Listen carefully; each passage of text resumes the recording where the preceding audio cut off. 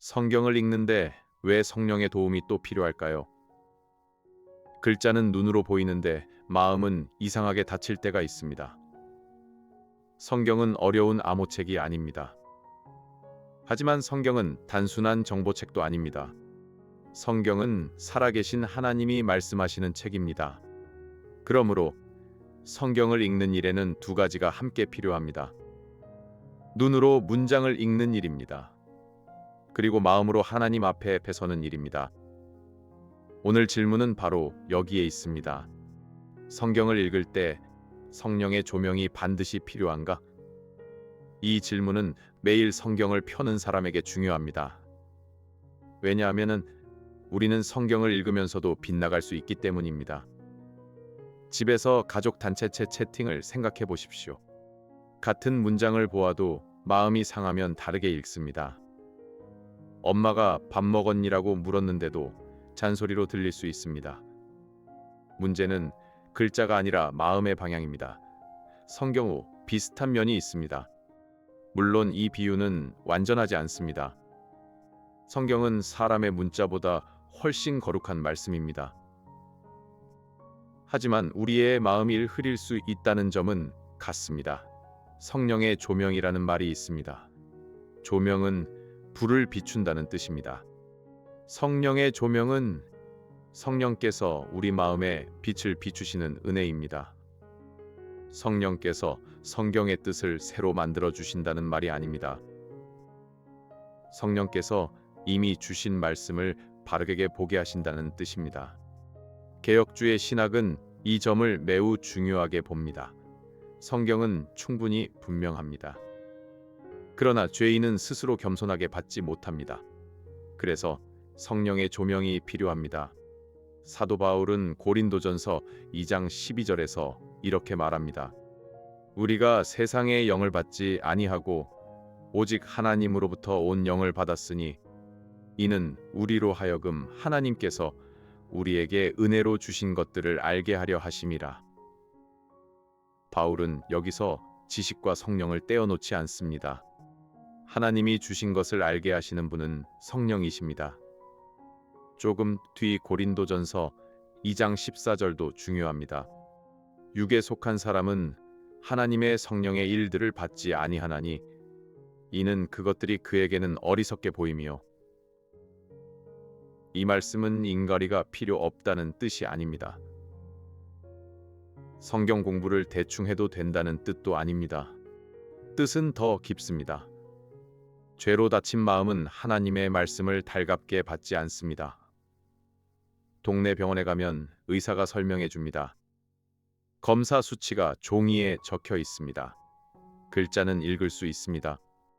하지만 의사의 설명을 믿지 않으면 치료를 거부할 수 있습니다.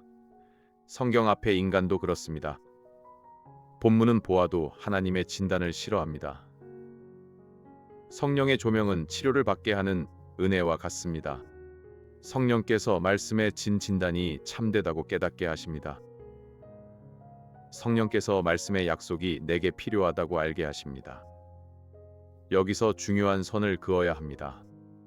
성령의 조명은 새 성경을 받는 일이 아닙니다. 성령의 조명은 내 느낌을 성경 위에 올리는 일도 아닙니다. 어떤 사람은 이렇게 말합니다. 성령께서 내게 이렇게 감동을 주셨으니 본문 뜻은 이것이다. 하지만 성령은 자신이 기록하게 하신 말씀을 깨지 않으십니다. 성령은 성경 밖으로 우리를 끌고 가지 않으십니다. 성령은 성경 안에서 우리 눈을 밝히십니다. 시편 119편 18절은 짧지만 선명합니다. 내 눈을 열어서 주의 율법에서 놀라운 것을 보게 하소서. 시인은 새 율법을 달라고 하지 않았습니다. 이미 주신 말씀에서 보게 해달라고 기도했습니다. 이것이 성령의 조명입니다. 집안이 어두우면 가구가 사라지는 것이 아닙니다. 불을 켜면 원래 있던 식탁과 의자가 보입니다. 조명은 가구를 새로 만들지 않습니다. 조명은 이미 있는 걸 보이게 합니다. 이 비유도 한계가 있습니다. 성령은 전등 같은 물건이 아닙니다. 그러나 말씀을 보게 하신다는 점은 기억에 남습니다. 16세기 프랑스에서 활동한 장 칼빈이라는 신학자가 있습니다. 그는 종교개혁 시대의 대표적 개혁주의 신학자입니다. 칼빈은 성령의 내적 증거를 말했습니다. 쉽게 말하면 성령께서 성경이 하나님의 말씀임을 마음에 확증하신다는 뜻입니다. 칼빈의 말은 느낌이 성경을 판단한다는 뜻이 아닙니다. 오히려 반대입니다. 성령께서 성경 앞에 우리 판단을 낮추게 하십니다. 성령께서 말씀의 권위를 알아보게 하십니다. 누가복음 24장을 보면 부활하신 예수님이 제자들을 만나십니다. 제자들은 성경을 가지고 있었습니다. 제자들은 구약 말씀을 들었습니다. 하지만 제자들은 십자가와 부활의 뜻을 제대로 보지 못했습니다. 누가복음 24장 45절은 이렇게 말합니다. 이에 그들의 마음을 열어 성경을 깨닫게 하시고, 예수님은 성경을 바꾸지 않으셨습니다. 예수님은 제자들의 마음을 여셨습니다. 제자들은 그제야 성경이 그리스도를 가리킨다는 것을 보았습니다. 학창 시절 수학 문제를 떠올려 보십시오. 답지는 옆에 있습니다. 선생님 설명을 듣고 나면 갑자기 길이 보입니다. 문제가 바뀐 것이 아닙니다. 내 눈이 열린 것입니다. 물론 성경 깨달음은 수학 풀이보다 더 깊습니다. 성경 깨달음은 하나님 앞에서 마음이 낮아지는 일입니다. 그래서 성령의 조명은 겸손을 낳습니다. 성령의 조명을 받은 사람은 이렇게 말하지 않습니다. 나는 특별한 비밀을 받았다. 오히려 이렇게 고백합니다. 주님, 제가 몰랐습니다. 주님, 제 마음이 어두웠습니다. 주님, 말씀으로 저를 고쳐주십시오. 첫 번째 반론은 이렇습니다. 성령의 조명을 말하면 성경 해석이 주관적이 되지 않습니까? 좋은 질문입니다. 하지만 바른 답은 반대입니다. 성령의 조명은 주관성을 키우지 않습니다. 성령의 조명은 성경 본문으로 돌아가게 합니다. 성령께서 역사하시면 사람은 본문을 더 조심히 봅니다. 문맥을 봅니다. 앞뒤 말씀을 봅니다. 교회가 오래 고백해온 바른 교리를 살핍니다. 성령은 혼자만의 이상한 결론으로 몰아가지 않으십니다. 두 번째 반론은 이렇습니다. 불신자도 성경 내용을 이해할 수 있지 않습니까? 맞습니다. 불신자도 문법과 역사와 구조를 파악할 수 있습니다. 성경의 사건을 요약할 수도. 어떤 불신자는 신자보다 더 많이 알 수도 있습니다. 하지만 성경이 말하는 알문, 그것보다 깊습니다. 성경의 알문, 하나님을 신뢰하고 순종하는 알미입니다. 야고보서 2장 19절은 귀신들도 하나님이 한 분이신 줄 알고 떤다고 말합니다. 정보만으로는 믿음이 아닙니다. 20세기 미국의 개혁주의 신학자 코넬리우스 반틸이 있습니다. 그는 모든 사람이 사실을 중립적으로 보지 않는다고 말했습니다. 쉽게 말해 사람은 하나님 앞에서 중립 구경꾼이 아니라는 뜻입니다. 우리는 마음의 방향을 가지고 성경을 읽습니다.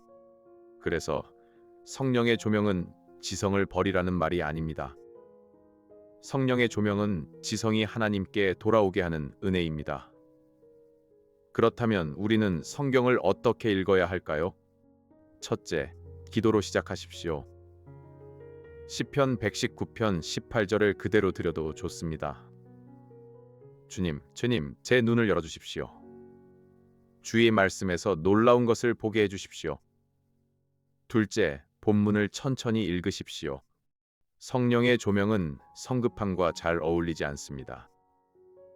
밥을 급히 삼키면 맛을 모릅니다. 말씀도 너무 급히 지나가면 마음에 남지 않습니다. 하루에 많이 읽지 못해도 괜찮습니다. 한 구절 앞에서 정직하게 서는 일이 중요합니다. 셋째, 예수 그리스도를 중심으로 읽으십시오.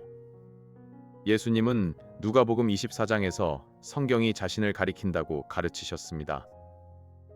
성경은 단순한 교훈 모음이 아닙니다. 성경은 죄인을 구원하시는 그리스도를 증언합니다. 넷째, 교회와 함께 읽으십시오.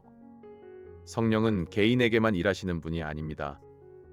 성령은 교회 가운데서도 일하십니다. 목회자의 설교, 성도의 권면, 오래된 신앙 고백이 도움을 줍니다. 혼자 읽는 성경도 소중합니다. 하지만 혼자만의 해석을 절대화하면 위험합니다. 다섯째, 순종할 마음으로 읽으십시오. 성경은 구경하라고 주신 말씀이 아닙니다. 성경은 믿고 따르라고 주신 말씀입니다. 요한복음 14장 26절에서 예수님은 성령께서 모든 것을 가르치시고 생각나게 하실 것이라고 말씀하셨습니다. 성령의 가르침은 삶의 순종으로 이어집니다. 성경을 읽을 때 성령의 조명은 반드시 필요합니다. 하지만 그 말은 성경이 부족하다는 뜻이 아닙니다. 성경은 하나님의 충분한 말씀입니다. 부족한 것은 성경이 아니라 우리의 눈입니다. 성령은 성경에 무엇을 덧붙이지 않으십니다. 성령은 우리 마음의 어둠을 걷어내십니다. 성령은 그리스도의 영광을 보게 하십니다. 성령은 말씀 앞에서 우리를 겸손하게 하십니다. 오늘 성경을 펴기 전에 짧게 기도해 보십시오.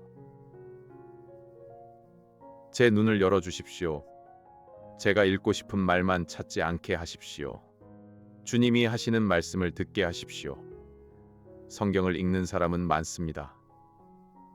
그러나 성령께 조명을 구하는 사람은 겸손하게 읽습니다. 그 겸손한 자리에서 말씀은 다시 살아있는 음성처럼 들립니다.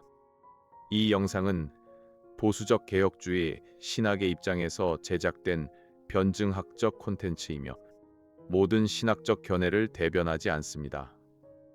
본인의 신앙 공동체 및 목회자와 함께 묵상하시기를 권합니다. 구독과 알림 설정으로 다음 질문을